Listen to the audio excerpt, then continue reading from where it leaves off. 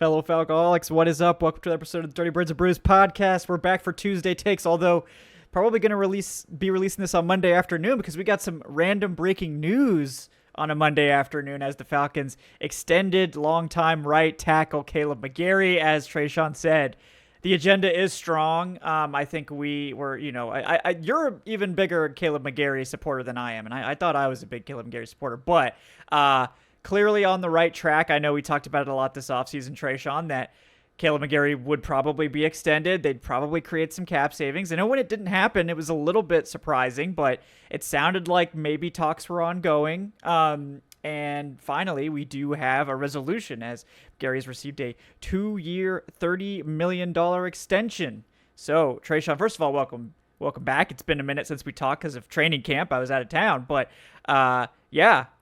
some breaking news blessed us right before we recorded. So, we got to take those when we can. Yes, we do. Yes, we do. And what a great day to come back. It's always good to come back when the agenda is strong. Excited to get into the Kaleb McGary deal. I think, and I think it is a good deal for both parties here, but yeah, mainly the Falcons. I think, once we talk about those details some, we'll really explore why we kind of feel that way. But, it's good to be back. And, like we said before you left, we're talking about football in meaningful ways again. And that's the best, especially just, sitting here from afar and hearing the things that we're hearing at camp or about, the performances of some of these rookies and just the mentality that they have. It's been exciting. It has been exciting. It's been a fun camp. I had a good time there with Adnan, and we learned a lot. We got to see the new Falcons villain in James Pearce Jr., who I'm sure we'll talk about today. He's continued his villainous ways on the practice field, apparently. Bring you guys some injury updates, bring you guys some updates on some of the players that we didn't get to see much last week and the week before, like Kobe Bryant making some plays, making his presence known. And, of course, we're going to open the show with some McGary talk and address the Micah Parsons trade rumors and the likelihood of that and sort of what's going on with all that stuff, because Micah Parsons would look damn good in red and black, Tre'Shon. There's no denying that. But how realistic is it? Can it actually be accomplished? Should you believe the rumors? That's something we'll address a little bit later in the show. But we're going to open up with some McGary talk. But before we do, want to let you guys know, FanDuel's our new sponsor. Shout out to FanDuel. They are our presenting sponsor now. And shout those guys out. Appreciate everything FanDuel's doing. And I wasn't going to do it at first, but I'm going to bring you guys some really degenerate odds today. We're going to be talking about the preseason odds between the Detroit Lions and Atlanta Falcons. I've teased betting on the preseason in this show in the past. I still don't recommend you do it, but if you're interested in it, the Falcons are 3-point underdogs to the Lions, okay? And it's the preseason. We saw the Lions just get absolutely demolished by the Chargers, third and fourth string players. Now, maybe in this preseason game we'll see more like earlier string players, but, I don't know. The Falcons don't win a lot of preseason games, but, I mean, those Lions third and fourth stringers did not look particularly good to me. So that's a tempting line in my opinion, but check it out on FanDuel. Lots of great odds there. You can bet on the preseason at FanDuel if you so choose. So go check it out, guys. But yeah, in terms of, stuff that's more relevant to the 2025 NFL season, we have Kaleb McGary signing his 2-year, $30 million extension. We don't have any of the contract details yet, but that would, sort of imply that it's about $15 million per year in terms of new money. And it very well could reduce his cap hit this year too. But to me, Tre'Shon, it seems like a great value considering the contracts we've just seen getting handed out to tackles. We've just seen tackles hitting the 30 million mark, and now Kaleb McGary comes in at 15. To me, that's just a bargain price. Yeah. We already talked about it before, with Kaleb. He was already kind of on a really solid deal for like the player that he was. He was getting paid around, 15th, 16th most money for just right tackles. Like, we're not even talking about all tackles here. And as you pointed out, like Zach Tom just got like 30 million guaranteed, like 22 AAV per year, like a big extension. And Caleb's contract is worth that man's entire guarantee. So, I think that Tom is great, but like, are there any tackles I think at this point that are, so much more better than McGary, like 2x value contract deals, things like that? Not really, because Kaleb McGary is an elite run blocker. And so if you're top 5 in any category to me, you're providing a legitimate value that a lot of guys in this league can't replicate. There's very few players that can replicate the push that Kaleb McGary can get you on your offensive line. And I think the most underrated part of this game is that he is pretty much, I think, scheme agnostic. McGary could run, if you can run wide zone at his size, he could run inside zone. You can do duo with McGary. You can even pull McGary. It's a very athletic player. I feel like that's probably one of the most underrated parts of his game. So I really like this deal for Atlanta. And then just the long-term security, because you and I talked about this, with Jake. Everybody's kind of like talks about Jake like he's 40 years old already. But Jake still got some tread on those tires. He got a nice 2-year extension. McGary gets an extension, and extensions versus restructures are a really key factor here, because you're not kicking the can down the road. When TD was here, it was a lot of restructure. We're moving the money around without really extending or doing this in a different way. So, I like what this does for the team's overall cap health moving forward, but also the roster health as well, because you just have that security when O-line play just kind of seems like it's down across the board. Yeah. And I think the likelihood of this move occurring got much higher basically when they traded that 2026 first rounder, because that pick, if they were going to go after an offensive tackle, they just took their 2 pass rushers, and the hope is that you don't need to draft another edge rusher next year. Like, you figured that out. You don't need a first round edge rusher next year. So you could potentially earmark that first round pick for an offensive tackle, a right tackle. But that pick's not here anymore. We got 2 pass rushers, which, James Pearce Jr., that trade up, so far looking like the early returns are excellent. So at least in terms of entertainment value, but it's not like really feasible to expect you're going to draft a starting tackle now without a first round pick.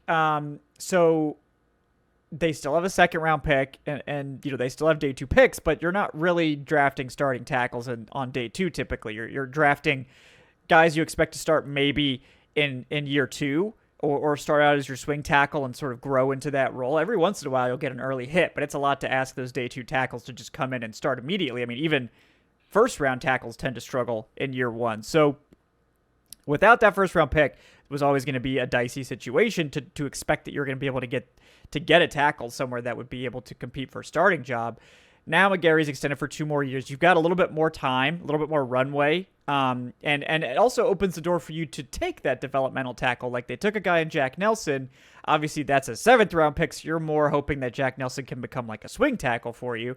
But in terms of a starter, now this could open the door to that day 2 tackle coming in and being someone you develop for a couple of years to either take over for Jake Matthews or Kaleb McGary in a couple more years and give that guy a little bit of runway instead of throwing him to the Wolves immediately. So I think that's a much better situation for this Falcons team to be in, especially considering that McGary's been playing his best football lately. Like, it would be one thing if there was a downturn. It would be one thing if the pass protection had sort of not improved and it was still very inconsistent. But we've seen McGary like take small steps every year, and now like those small steps have sort of added up to where he's obviously an elite run blocker, like you said, but I think is an above average pass protector now too. So there, to me, for $15 million, like, I thought we would be starting negotiations at 20.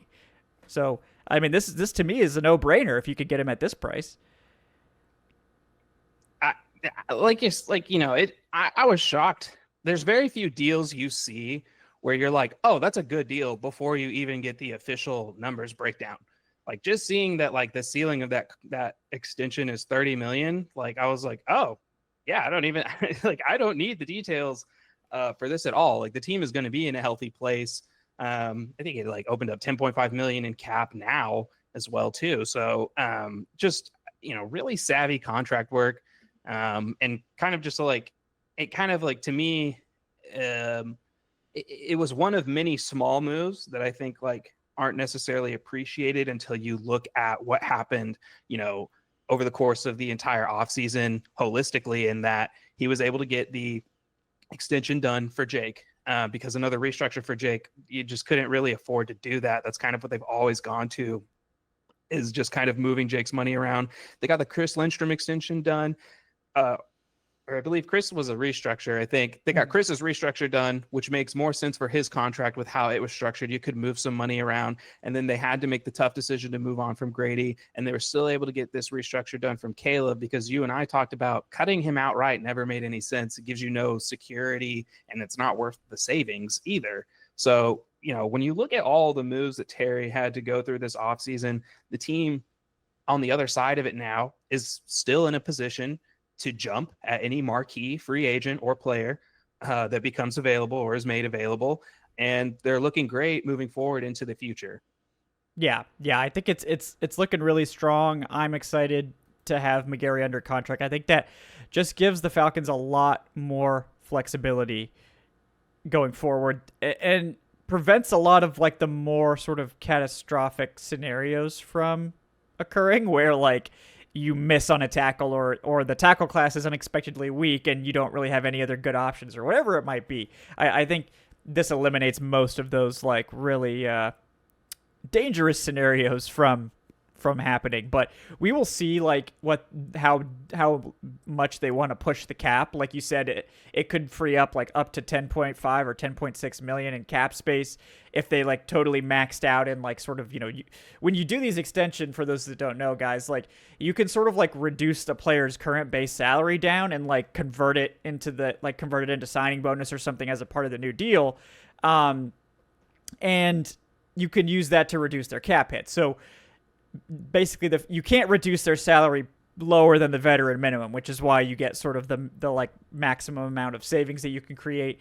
It just depends on how much the Falcons want to push it and how much flexibility they want in future years. But my guess is they'll probably push it, but I don't know that they'll push all of it. But we'll have to see, because we haven't seen any of the structure other than the fact that it's 2 years, 30 million. But like if some of those are incentives or whatever, like, that might not even be factored into the cap calculations if it's a not likely to be earned incentive. So, we'll have to see how it plays out. But I have to think they're going to definitely create some space with this move, and it remains to be seen what they'll do with that. Potential trade for Micah Parsons, perhaps. Hey, this is the first step. I mean, like whether you believe the rumors or not, like they would have to clear space to give Parsons his like 42 million extension or whatever he's going to be asking for. So, having some more cap space this year, not a bad idea at all. So I'm excited to see if there's going to be any other forthcoming moves. Last year we saw the team very aggressive towards the end of the preseason to add some extra free agents. Yeah, we'll see how that plays out. But yeah, anything else you want to add about the McGary extension before we move on, Tre'Shon?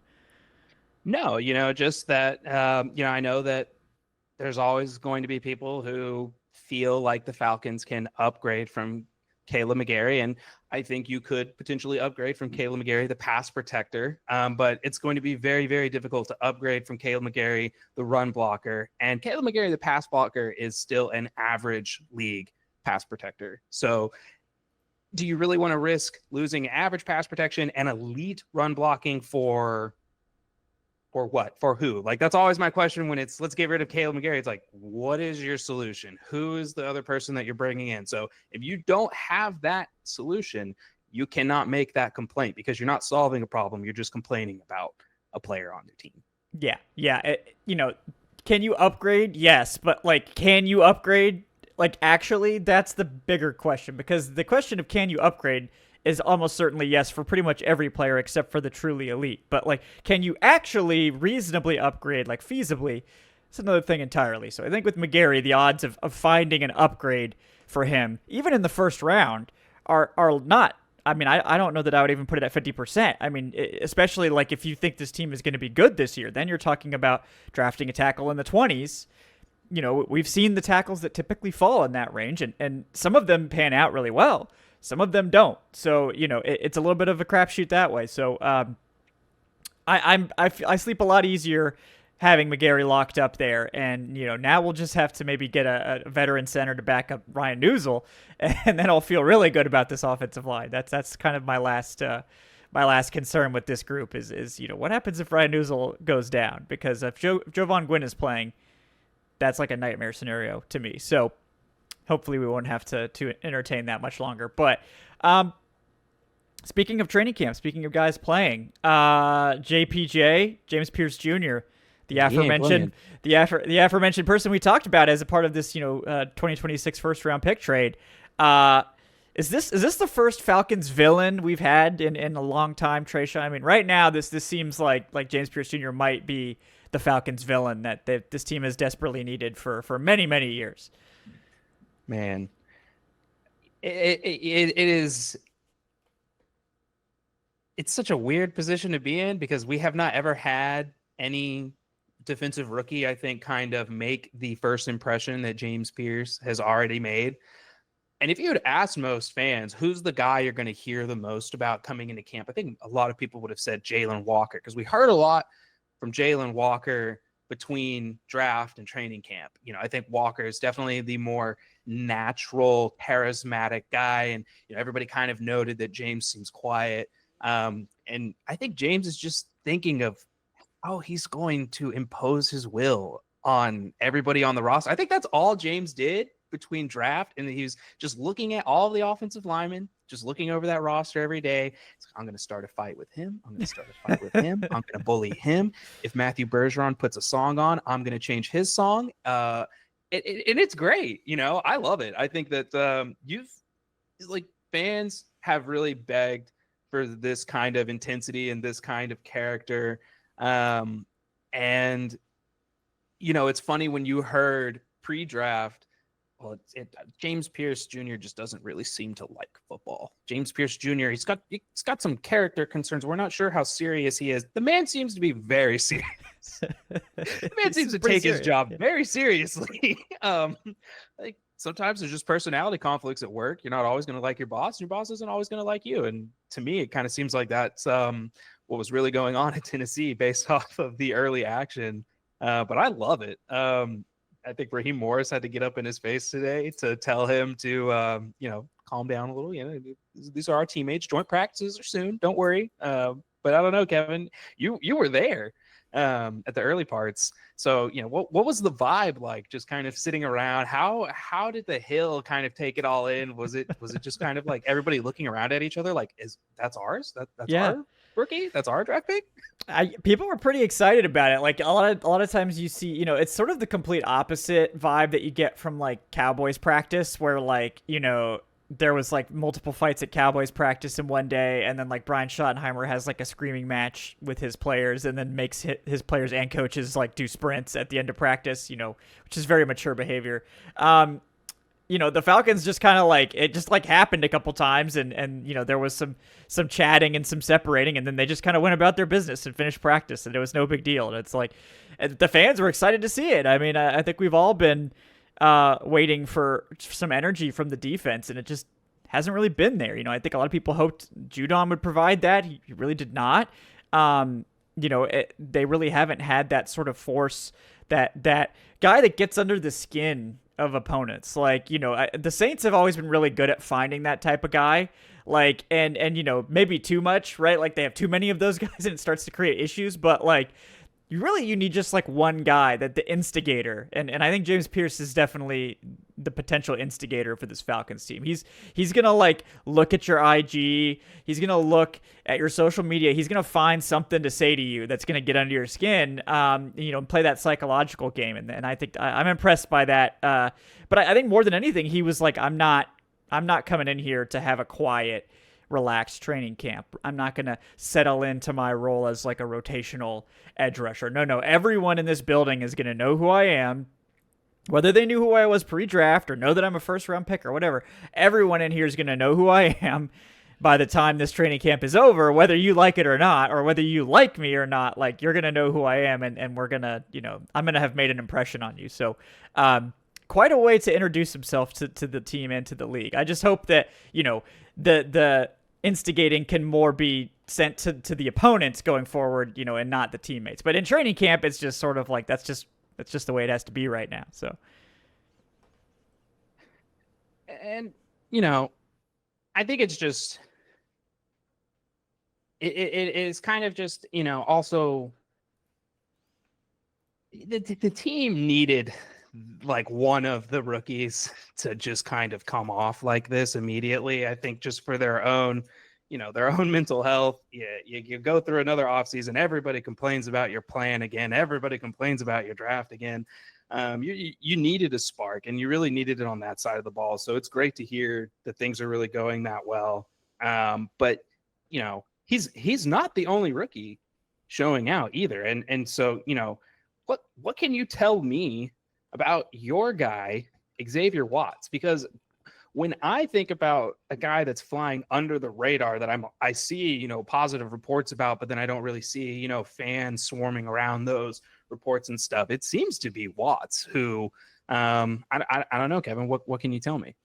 Yeah, I mean, it's one of those things like the quarterbacks were both very like, it's funny because Michael Penix is so bombs away, but he's bombs away in such a way that he doesn't give the safeties really a lot of opportunities to make plays. And we only saw, the one padded practice, so we didn't get to see the safeties pop anyone either. Like, there wasn't a lot of contact allowed. So, I mean, I think for all the safeties, it was pretty quiet. But I think, we saw Watts mix in a lot. He looks really comfortable. It looks like the operation doesn't change when he swaps out with Jordan Fuller.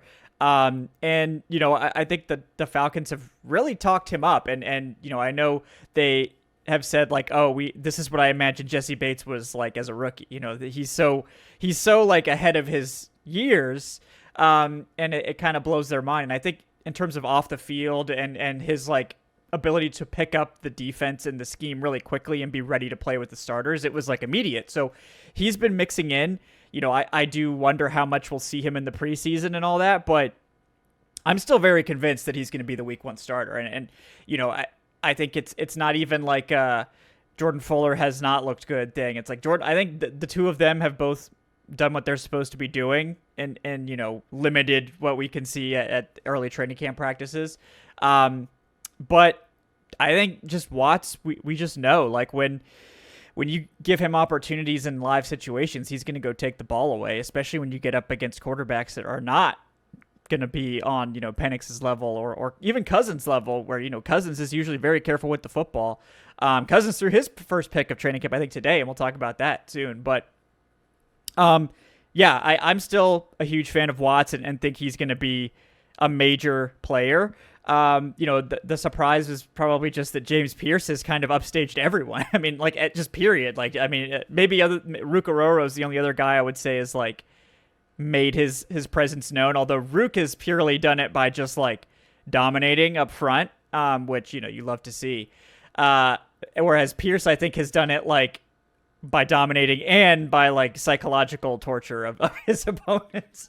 So Watts is definitely someone that deserves to be on like the top 5 list of most impressive, training camp players. But I feel like his time to shine is maybe going to come in the preseason when he's actually going to get some opportunities to hit some people and take the ball away from some of these quarterbacks who may not be protecting the ball at the level that we've seen in Atlanta so far.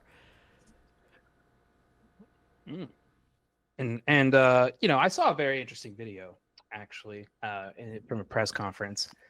It's probably some of the best coach speak you'll ever see, Kevin. And so, I heard you use the word there that there's been some turnovers and stuff like that, but have you considered that maybe the quarterback throwing the football was just feeling out the throw? Could be, just maybe at the last second he saw something and was like, I got to let that one hang out there a little bit longer. So, I think we have to recalibrate. We have to recalibrate our own minds here when we're looking at quarterback play when it comes to Michael Penix, because it's what we think might be a miss isn't really a miss, Kevin. I don't know if I go that far. That was some epic coach speak. I need to recalibrate my mind to even try to parse out what was going on there. But I mean, even regardless of all that, like Penix and Cousins have each had 1 interception so far. Penix threw an interception when targeting Drake London. Natron Brooks was able to step in front of it. And then we got Kirk Cousins throwing his first interception today, I think, to Kobe Bryant, of all people, who is only, I think this is only like his third practice so far. Practice? Yeah. Yeah. So, I don't know why, like, the need to couch everything. It's like they've only thrown one pick. Like, that's shockingly low at this point. So, like, I don't think we need to be like, maybe he just threw a pick. I mean, maybe Natron Brooks just made a great play. I mean, that's okay too. Like, I don't think Penix needs to be coddled. I don't think we need to, protect these quarterbacks. That's the word right there. It's coddling. Yeah. Because at a certain point, like, if you want a gunslinger quarterback, you have to get ready to get into gunslinger situations. And like, yeah, man, Penix is going to thread that needle. We saw a lot of almost interceptions last year, or a lot of, okay. And that's because he has the arm talent to kind of take those shots. So, there is a certain point here where, like, yeah, he's probably throwing some interceptions. He's trying to see if he can fit it into that window. He's trying to figure out his limitations because, as we know, he's got a much bigger grasp of the playbook this year. There's more installed. It's going to have things curated to him. So he's going to have to understand, how does it feel when I throw this corner route to London versus when I throw it to Pitts versus when I throw it to Ray. We have Mooney, who's still not practicing as well, that he has to get everything, down with. And it's definitely this. It's starting to get to the point to where, you can't. People don't want you to report that he's throwing interceptions, but they also only want to hear that he's, throwing touchdowns. You can't really have it both ways, because, like you said, this is camp. Like, this is where mistakes happen. This is kind of like what is supposed to be going on. And so I don't put too much stock into those things. I would actually be way more concerned if we went through this whole camp and they're like, Penix didn't throw a single interception. And I'd be like, that just doesn't, one, it sounds like you're lying, but two, that tells me, I'm like, is he just checking it down? Did he take no, tight throws? Or like, when you look at those, people love citing those big time throw metrics from PFF.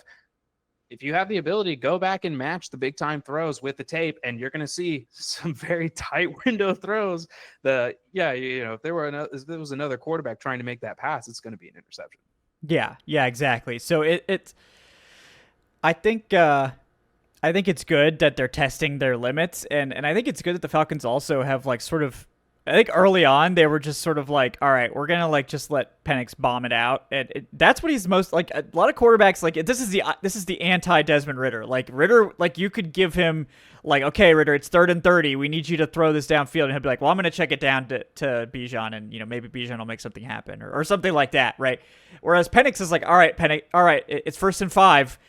He's like, all right, let's go. 30-yard bomb. Dial it up. So I think the Falcons have actually, like, forced him into, like, red zone stuff. Like, okay, it's 1st and goal from the, like, 8. You can't throw a bomb, so you have to actually practice your short passing now. And I think we saw, like, maybe 2, like, Thursdays practice, and over the weekend or whatever it was, a little bit more, like, struggles in the short game. I think that's where he's a little bit less comfortable, and it's more like the touch passes, I think, because that's the thing when you have that cannon is, like, you want to unleash the cannon every time. It's like, yeah, let's fastball it in there. It's not always the best thing to do that, especially in the short game where that much momentum is going to make that ball really damn hard to catch. Like, Dan Marino was infamous for, like, breaking his players' fingers, like, on the short game passes. And, those guys did eventually get used to it, but, like, it's not necessarily ideal to be doing that all the time. And it's just, yeah, you don't need, you just tape them up. It's fine. Put some Bengay on it or something. But, Penix needs to work on the timing of that and the placement and just being a little bit more of a touch passer. But I think he's, like, even over a couple days, like, I think today you saw it. They did a lot of red zone. I think Penix was like 12 of 15 per Mark Ramundi giving us the training camp notes. Appreciate you, Mark. Shout out. Mark will be with us on Wednesday, by the way, guys. So join us for some more training camp notes from the man himself. But yeah, Penix was 12 of 15 and 11 on 11s in the rain. I feel like Penix, like, unlocks his next Super Saiyan level in the rain, because that's like, remember, like the Falcons PW, decided that he was the man when they saw him work out in the rain. So I wonder if he just like gets the hair goes down to the floor like as soon as he gets out in the rain, which is funny because he'll probably play like 1 or 2 rain games a year because he plays in Mercedes-Benz. But 12 of 15, great throw to Kyle Pitts on a relatively short play. And, I think the Falcons are sort of forcing him to work on that stuff, which is good because we know at this point, like, not only is the deep ball lethal, like the timing on the deep ball is getting a lot better than we saw last year, where he clearly had to feel it out with some of these guys he barely had a chance to practice with.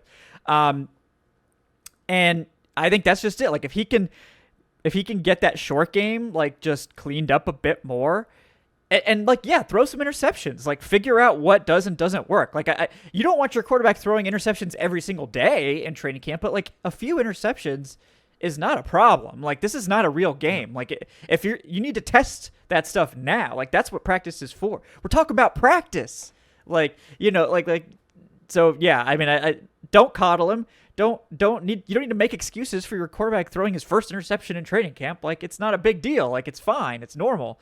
And the same thing with Cousins. Like, Cousins, we obviously know is way more cautious, but even Cousins has been launching up some bombs, and he obviously was starting to feel himself a little bit. Throws a pick to Kobe Bryant. Shout out to Bryant, who I think Bryant needed to get some splash plays out there because, again, he's coming from a few days behind. Nothing like super problematic at this point. I'm glad he's healthy and back out there.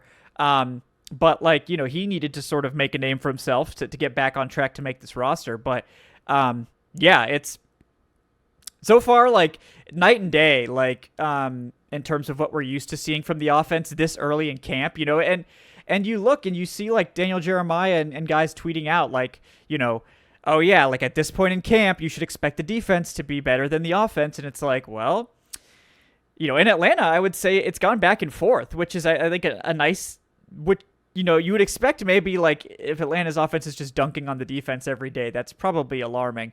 But like, I think the defense has had some good days, like where they've gotten the better of the offense, and given, Cousins and Penix problems. And I think it's kind of gone back and forth. So to me, it makes me feel good about the team as a whole, where it's not like completely one-sided, or I'm not too concerned about, well, yes, the offense looks great, but does that mean the defense stinks? Or, oh, the defense looks great, does that mean the offense stinks? We've had a lot of camps like that where it's like, how much can we really take away from this? Because like, is the second string just absolute garbage pail? Like, these guys would not be on another NFL roster, or like what? And I don't think that's the case, particularly with the second team offense being run by Kirk Cousins. Like that's not an easy matchup for these guys. Like, they're not getting any breaks. Like, Cousins is making David Sills look like a veteran receiver who's like out there making plays every single day. So, and no slander intended towards David Sills. You're obviously an NFL wide receiver. I mean, like someone that's been out there getting hundreds of yards every single season. Like, so it's really, I think the way they've, after a lot of criticism, I think about keeping Cousins and it's so dumb and all this, like, I think it's actually really nice to have him like giving an actual test for the defense and like giving you a legitimate offensive operation for your second team offense. Like, all these guys that might have normally gotten stuck with like Easton Stick or Emory Jones, again, no slander intended, we're talking about 2 different levels of NFL quarterback here.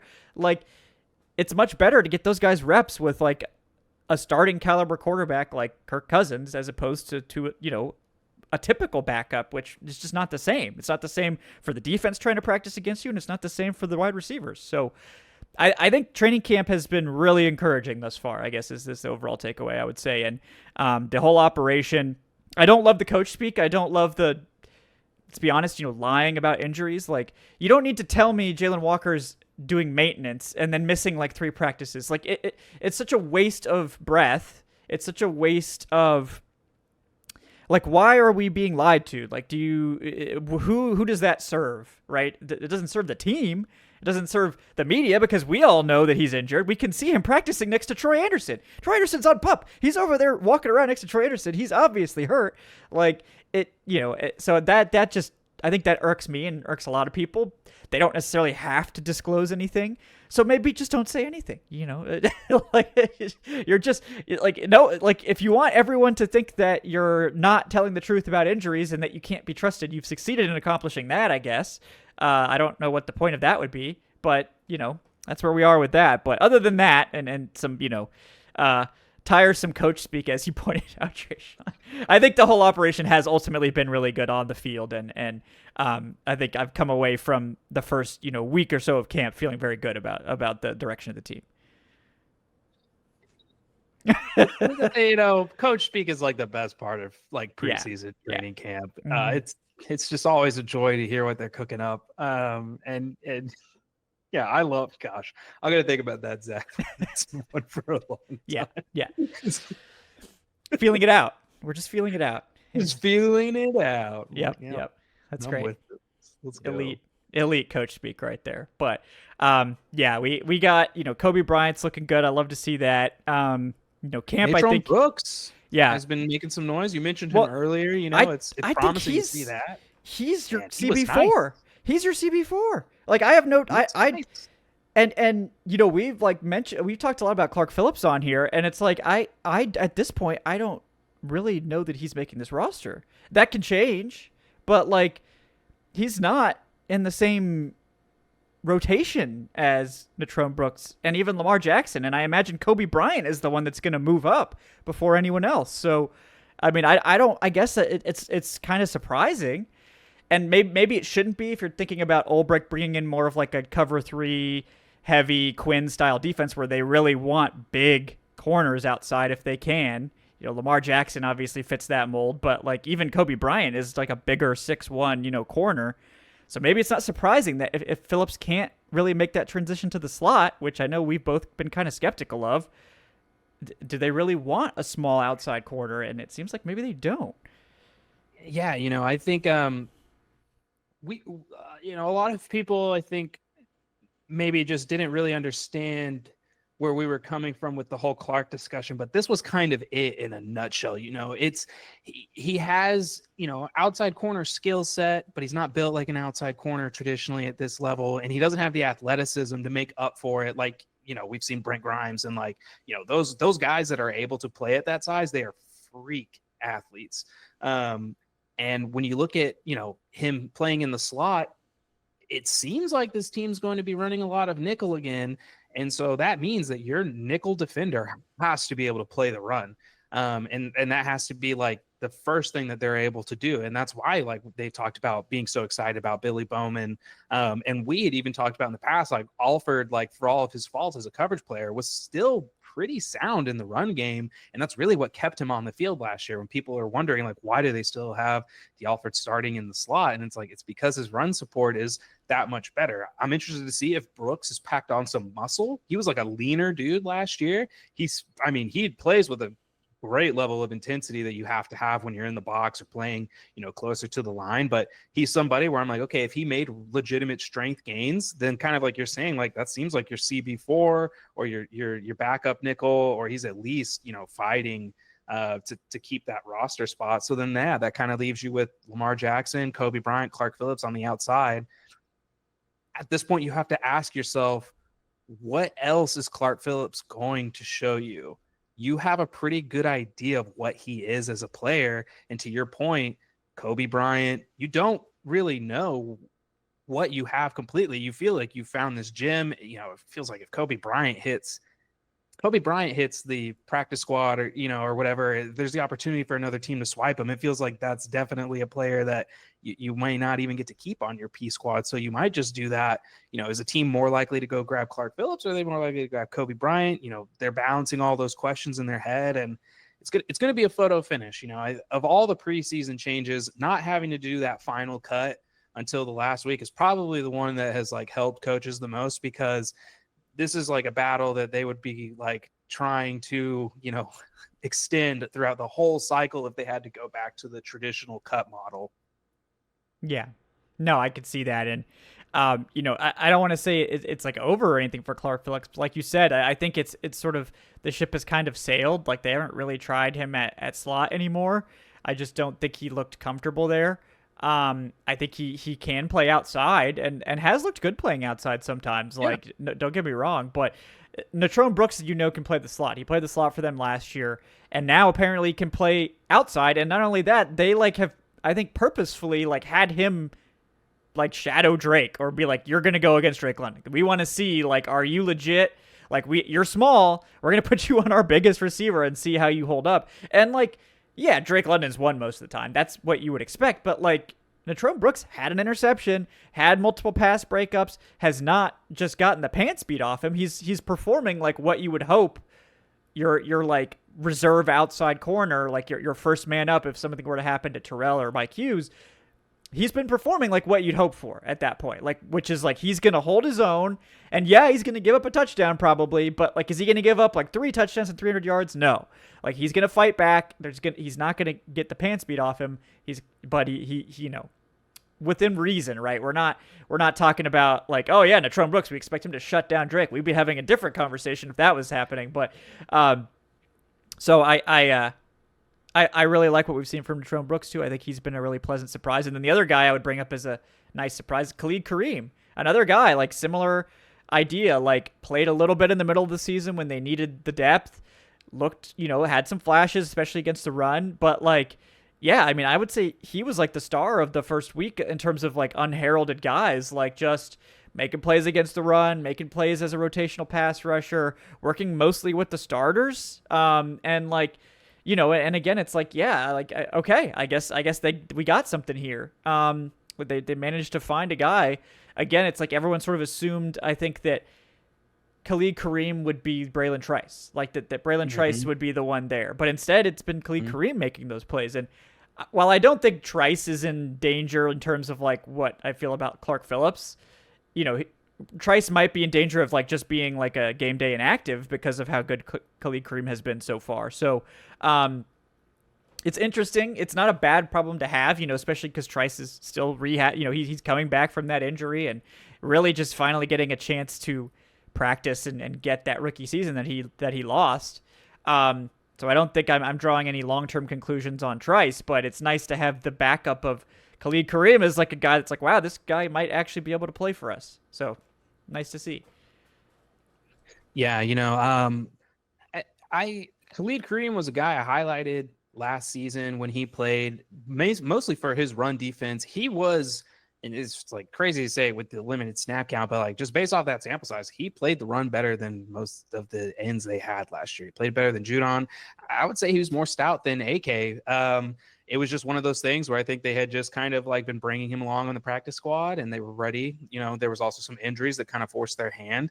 And he performed well. And the Falcons needed to, this was a player we didn't really talk about them replacing, but the Falcons needed to find a James Smith-Williams replacement. We talked about JSW as like, he got his TFL for the game last year and then, he would go off and, we wouldn't see from James until next week, but they need a guy who they feel comfortable with on rundowns. They can go in, get, if it's Leonard Floyd and he needs a spell, who's the guy that's going to go in there on those rundowns when that the team wants to attack Leonard Floyd and stuff like that. And like you're saying, we thought, could that be Braylon Trice? Could that be even D'Angelo Malone? We have no idea what's going on with D'Angelo Malone. He could be playing anywhere. But it seems like Khaled Kareem is like seen that opportunity and he's doing everything he can to win that spot and win that role.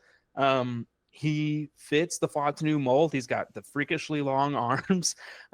He's a Raz darling, as I like to say, but I really like what he offers in this rotation because there's a clear path for him. And he provides, a skill set that, like we've talked about, the team desperately needs. They need to figure out, what are we going to do on rundowns? How are we going to defend, the run this year? Because, as much as we've talked about the pass rush being an issue, one of the biggest reasons was that teams were able to just get you down to third and fourth or shorter. And then at that point, yeah, good luck getting to the quarterback when you only have 1-2 seconds and it's quick game. So, if we can better results on early downs by playing somebody like Kareem, bring in Floyd, bring in pass rushers after that, then this defense could be cooking. Yeah, I like it. I think the good run defenders was something that we were more questioning. It's like, okay, we got Jalen Walker, we got James Pearce. I think those guys will be able to at least contribute on third downs. Leonard Floyd, we know, is a pass rush specialist. So it's like, okay, we got AK. maybe we got, Zach Harrison playing some big end, playing some 5-tech sometimes. Maybe we got Brandon Dorless doing that too. But like, who else is going to play the run? And maybe Trice was going to be involved there, but it seems like Khaled Kareem might actually be like a quote unquote starter because he may be who they open with in terms of first down, edge. And the fact that he's been able to get pass rush too, like maybe not to the level of like JPJ or Leonard Floyd or these guys, but like, if he can just give you decent pass rushing ability while being a really good run defender, that's perfect for early downs. You just don't want to have someone out there that can't, generate any rush. That makes you too specialized. But, I think it's going to be interesting to see how they deploy these guys, how those rotations shake out. But I think Khaled Kareem maybe being a primary player in that sort of base package was not something I was necessarily anticipating going in. So good for him making a name for himself. All right, should we address the Micah Parsons discussion, Tre'Shon here with Micah Parsons holding out has he showed up to training camp today in like just a generic sort of gray like outfit with no Cowboys logos or memorabilia whatsoever on it, and just kind of walked around looking like Dark Kermit. Obviously. Many teams have reached out to the Cowboys regarding Micah Parsons, and as you would expect, the Cowboys are not expected to trade Micah Parsons. And that's kind of where we open the conversation, which is it's very unlikely that Micah Parsons will be traded. First of all, it would be very unlikely no matter what. Second of all, Jerry Jones will never let this man leave now. I feel like Micah Parsons has now like personally wounded Jerry Jones, and he will like hold on to him for dear life forever and ever just to prove a point, because Jerry Jones is kind of he has issues at this point, I think. So that's just specific things. But the second piece is that the Falcons can't really trade for Micah Parsons, and I'm sure you know why, Tre'Shon. They don't have a first round pick next year. That's where the conversation begins and ends. Why would the Cowboys entertain Atlanta's offer without a first round pick next year? So what do you think? Well, if you're going to trade Micah Parsons, you're going to want to get an edge back, would be my assumption, and a high talent, basically a first round pick, if you will. And the genius thing here that the Falcons have done, Kevin, is that they already took care of that for the Cowboys. They went out and drafted 2 first-round edge rushers. One guy is already wearing 11, and a lot of people say he could be the next Micah Parsons. He could be an all-pro. And so I actually see, if we're getting into this and we're saying what would the Falcons have to do in order to make this trade? Well, if you don't have a 2026 first, that means you'd have to trade, I think, the closest thing to it, which would be a 2025 first round pick player who has not touched the field yet. And then you would package in like a 2027, probably first round pick. My framework for this deal is the Khalil Mack 2018 Bears trade, in which the Bears gave up 2 first round picks, a 3rd round pick, a 6th round pick in exchange for Mack and a 2nd rounder. And then they handed out like a record-breaking deal. It's a lot. That was pre-inflation. So, who knows what the tax is now. But you're definitely going to have to fork over 2 first-round picks, or, sell them on like, hey, this look, man, this is the Micah Parsons. We already got Micah Parsons, but this one's cheaper. You just go ahead, take this guy off your hands. But yeah, I think it's kind of like Trey Hendrickson, right? It sounds great, but if the Bengals aren't taking calls, then it doesn't really matter. And it seems like the Cowboys aren't going to take any calls. It seems like Jerry is, like you're saying, I don't know. I just feel like if I was Jerry's age, I'd be chilling, but he does not seem. He doesn't seem to have that mode. No, I'm just kind of like, man, let your 70-year-old son run the team for like a year. It is like the funniest duo ever, right? It's like, Jerry, your son is 70 years old. Let him have the job. Just let him run things for a little while because it's just at this point it's comical, but it's a family business. Jerry's gonna do whatever he wants to do, and unfortunately, it seems that is not going to be the trading Micah Parsons to your Atlanta Falcons. Yeah, and it's very unlikely from that angle, but you're definitely right. Like the Falcons would have to get really creative with the compensation because they don't have that first round pick next year, and it would also require the Cowboys to answer calls. But first of all, guys, like of course the Falcons reached out to inquire about the availability of Micah Parsons. I would say 31 NFL teams reached out. And if they didn't, I would question the GM, like if the GM got the notification from Twitter that like Micah Parsons requested a trade. Of course people reached out. That's not even newsworthy. That's like obvious, right? The Falcons did not offer this mythical trade package that was referenced. That is ridiculous. If you ever, like, this is just not even pointed at anyone in particular. If you ever see trade details like that in a tweet saying this is what was offered, it's false. Like, there's no way. Like, no one would ever have those details except for Terry Fontenot, maybe the team president who was sitting in the room when he made the call. Those details would not ever be leaked, like, before a trade was agreed upon, because why would anyone leak those trade details? Like, what could they possibly gain other than undercutting their own bargaining? Who would possibly know about that other than Terry Fontenot and whoever else was in the room when he made the call? And it's also not going to happen like in the first 10 minutes after it's announced that there's a trade release, or a trade request has happened. That's also kind of like a given that, okay, there's probably not extensive details on the offers since these teams like probably haven't picked up the phones with each other yet. Yeah, like it's just no. Like, there's just no way that this happened, and there's no way that those details would ever be leaked. Now, would the team have leaked that they were interested in trading for Micah Parsons? Sure, because nobody cares, because it's so obvious. Like, you don't even need a source to tweet that out. It's so obvious that, of course, every team in the NFL reached out regarding the availability of Micah Parsons. It's not really newsworthy, So, I guess if you can, I also like, I like fan fiction as much as anyone. Like, don't get me wrong. I like coming up with trade proposals and stuff, but the difference is I don't pretend that I have, inside sources telling me the exact trade details that the Falcons are proposing to teams. And if I did, I certainly wouldn't tweet them to the public, because that would be the fastest way to get myself on some kind of do not ever talk to list. So there's no reward.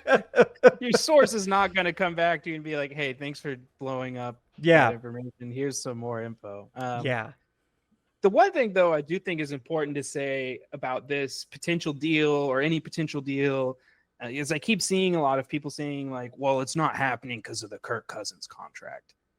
That is unfounded. Kirk's contract is not preventing the team from signing somebody at the peak, like a Micah Parsons deal. Whatever Micah would need, the Falcons could make it happen. They could make it happen for Hendrickson. They could sign a handful of guys right now who are a couple of tiers below that, but like we mentioned, it takes two to tango. If you're talking about Trey Hendrickson or Micah Parsons, it is the lack of a willingness or a lack of a trade partner preventing that. But there's nothing about Kirk Cousins' deal that's stopping the Falcons here.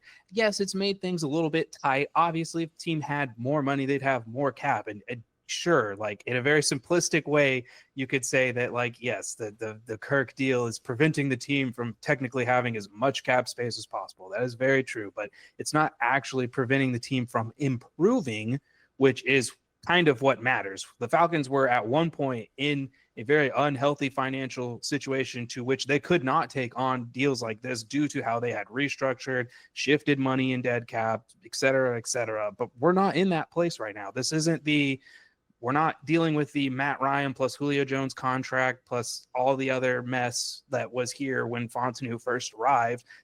the cap is still in a healthy place for the team. So, when we talk about these things and them not going through, like there isn't some barrier internally that's keeping that from happening.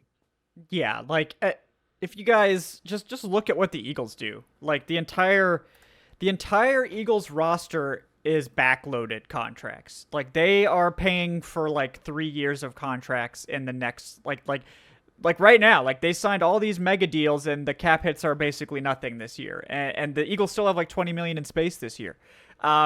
They're doing the same thing the Saints are doing, except the Eagles are actually signing and drafting good players. So it works out for them.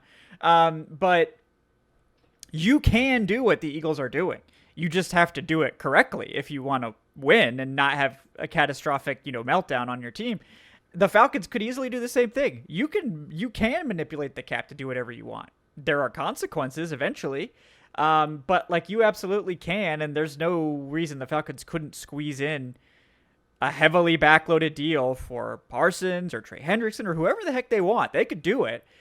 Fontenot has been reluctant to do that, probably because he's seen how it can go very, very badly with regards to New Orleans, right?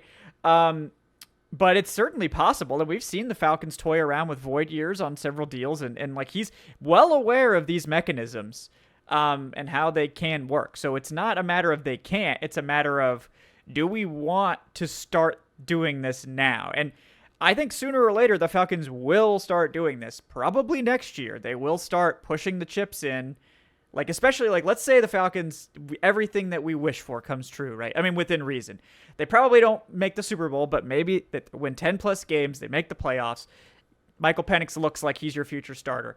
Next year, the Falcons are going to go in. Like, they're going to push the chips in and start down this path of dangerous backloaded contracts because now's the time to win the Super Bowl, right? So eventually they will do that. I don't think Fontenot has any like reluctance necessarily to do that. It's just not the right time yet. And whenever the right time arrives, they will do it. And they're certainly capable of doing it. But you definitely can, like Tre'Shon said. You can find a way to squeeze deals in. That's not the issue. The issue is like, what does that mean for you going forward? And what does that mean to, because once you start, you kind of just have to keep it going or blow it up and start again. So once you start the ball rolling, it's just going to get bigger and bigger until it breaks, right? So we will see how that develops. But yeah, not necessarily a lack of desire on the Falcons' part to get a deal done with Parsons. Certainly not a lack of a financial ability. More a lack of a feasible way to accomplish it because the opposing team is incredibly hostile, I imagine, to trade offers. And even if like they were open to trade offers, I imagine Jerry just wouldn't do it out of spite. So, I mean, he's his favorite player is, Michael Parsons. That is his favorite player. So according to him, he's very, very intelligent and great contract negotiator, whoever that is. I've never heard of him, but yeah, shout out to Jerry Jones. He I would say never change, but we know he never will. So, oh boy, sorry Cowboys fans. If you thought this was like a safe haven to avoid like having to talk about what's going on, I apologize. We just kind of launched into this at the end, but all like 3 Cowboys fans that watch this program, I'm sure. But yeah, anything else you want to cover, Tre'Shon, before we sign off today? Oh wait, not hearing you. Yeah, no. Just that, I think it's been like, a promising start to preseason. I think obviously, it's unfortunate that Mooney's going to be missing. It seems most of camp and things like that. But, that's, the first week of preseason, as far as injuries go, that's fine by me. We've seen a lot worse. And all the noise around Pearce is great, but if you're not hearing anything about any other player or whatnot, it is a long process. We still have weeks to go, and everybody I think is going to be given an opportunity to flash. So like, if you're a Nick Nash truther and you're hearing all this Sills talk, don't worry. If you're a Casey Washington truther, I think you should be a little worried. But just teasing, Casey Washington Nation, please don't come for me. But just give it time. We're going to see a lot. And this week will be our first real taste to kind of understand what the bottom of the roster looks like. I'm expecting it to look better than it has in years past. The team, I think, has, put together, or at least in my opinion, has a better roster on paper than it did a year ago. And I think that will be reflected mainly in, the bottom half of the potential 53. So there'll be a lot to learn this week. Tune in for the preseason. It's always, in my opinion, I know it's not real football, but it'll make you, come off as a true sicko when you can, start, mentioning all the stats. Emory Jones went 5 for 5. I think there could be a QB battle in Atlanta. So, it's always fun to be able to say things like that. Yeah. And speaking of true sickos, join us, true sickos, on Friday for our preseason week 1 watch party. We'll be going live. We'll be here through the whole preseason game, not providing play-by-play, but we will be talking about the game and enjoying it. There'll be zero play-by-play. There will be zero play-by-play. No play-by-play whatsoever.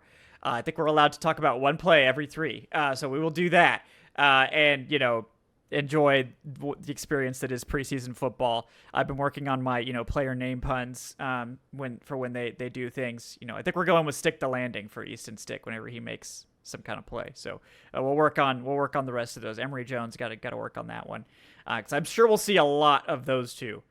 Probably a half each. So get ready for that experience. I don't know what that's going to look like. I guess we'll find out. But we're going to find out. Yeah.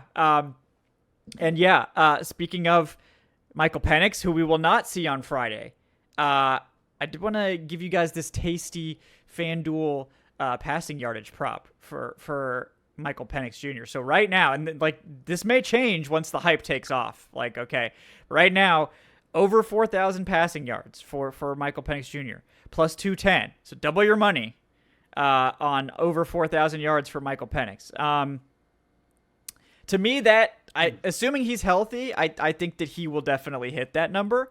I wouldn't go any higher. You can get way more aggressive with it and go to 4,500. I wouldn't go there, but I'm just saying, plus 210, Michael Penix over 4,000 passing yards. Looks pretty spicy to me. So I'm feeling good about that one. But check out FanDuel, guys. Shout out and appreciate them for sponsoring the show. Good stuff there. Like I said, join us on Friday for the watch party preseason week 1. We will be here on Wednesday with Mark Ramundi, giving you guys a recap of everything we've learned from Falcons training camp so far as we transition to our preseason coverage. Subscribe if you haven't done so already. Really helps us out. Leave that 5-star review in your podcast platform of choice. If you want to play fantasy football with our crew, you can join up on Patreon, patreon.com/Falcoholic or the YouTube channel memberships. We're going to be starting those fantasy leagues real soon. So if you want to get in on that, join up now. All tiers get access. You can come try to beat Adnan and I and maybe some other folks at fantasy football, which some years has been very difficult to do. Some years it's been very easy to do. So it just depends on how the fantasy wins strike. But fun time no matter what. Always have a good time playing there. So we will see you guys next time. Thanks again to Tre'Shon Diaz at Trade3Sean. He's at Tre'Shon.io on the Blue Sky. Thanks again for tuning in to Tuesday Takes here on Dirty Birds and Brews podcast. We will be back very soon with more Falcons preseason takes because training camp about to be in the rearview mirror as we transition to preseason football. Real asterisk NFL football being played on Friday. So can't wait. So until next time, guys, thanks for watching. We'll see you. Have a good one.